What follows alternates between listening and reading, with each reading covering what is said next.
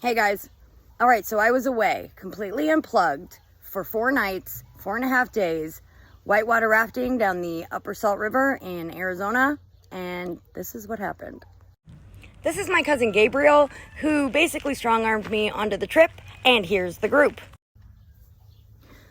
So we get to the river and it's already late on Monday night, so we're setting up camp in the dark to sleep there and then get into the river the next morning. And here's what happened at night, which no, I did not record that part, but I did record the morning after as evidence. And there's the prints. That's my tent. That is sniffing right there at my tent. So yeah, the very first night of camp, I didn't have the rain cover on my tent, so it was just the mesh, and I have a habit of sleeping right up against the tent lining so that I could prop up my little pillow and sleep a little more comfortably. And at 4:30 a.m., I feel something pushing like this, and I can hear it sniffing, like...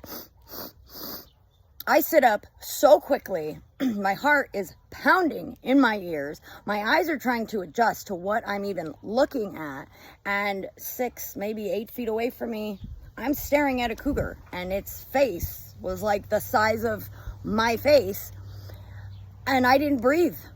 And all I could think is, this is it, this is how I die. And it slowly just, sniffed a couple more times, started to walk away and around to the other side of my tent. At this point, it's maybe 10 or 15 feet away. It's facing sideways. It stops. It looks back at me, and I could see the entire side, the profile of this cougar as it's looking back at me, and its tail, and I'm like, oh my gosh, my eyes are not playing tricks on me. This is happening. And it disappeared into the brush line. I could still only hear my own heart pounding in my ears. I run out to my cousin Gabriel's truck, where I sat there for maybe 10 minutes staring out the windows like, oh my gosh, is the rest of the camp okay? And I immediately thought of the TV show Naked and Afraid and was like, build the fire, keep the predators away. And so that's what I did. I jumped out, I built this huge fire, and I sat there with my big knife until the rest of camp woke up. And when they did, everybody was like, oh my gosh, and took pictures and videos of the prints. And yeah, so that's how this adventure started. So then it was time to pack up and go, get on the river. My adrenaline was pumping. I was so ready to start this adventure. And as we were packing up our gear, this cool thing crawled out from underneath one of my group members' sleep mats. So that was fun. One on the river.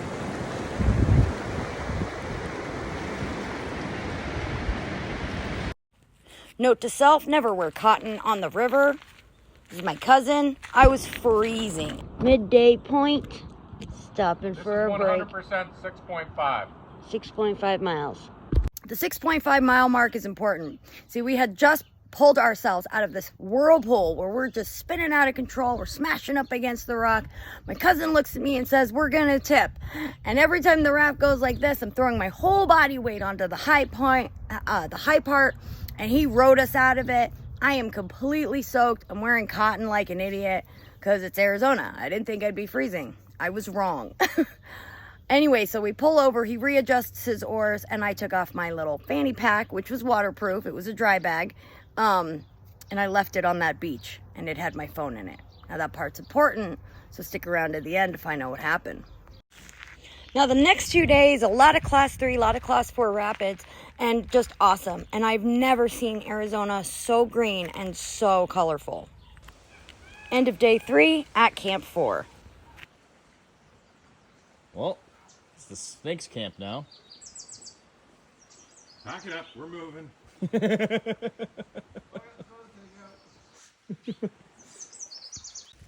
Said it's like the most painful bite you'll ever have for 3 days. Yep. Now, seeing the rattlesnake and a Gila monster at the same camp was really awesome for me. But I don't think my companions quite agreed. They all slept in these hammocks off the ground. The next morning, we went on a 1.5 mile hike, which was awesome. Look at this red spotted toad. Found an old wagon wheel and a bone. The last day, my cousin let me row the raft. So it's the end of the trip and we're at the takeout, and there's nothing at the takeout except for a bunch of sand and this map. So on the back of a receipt, I write, did you find my phone? I put Andy's phone number on it. Well, a few days after I'm back, he got a text message. This guy had my little fanny pack with my phone and my driver's license, our Apache permits, and like $200 in cash in it, and my sunscreen. And yeah, he FedExed it all back to me. I told him to keep the cash, and he didn't. And yesterday, I got my FedEx package.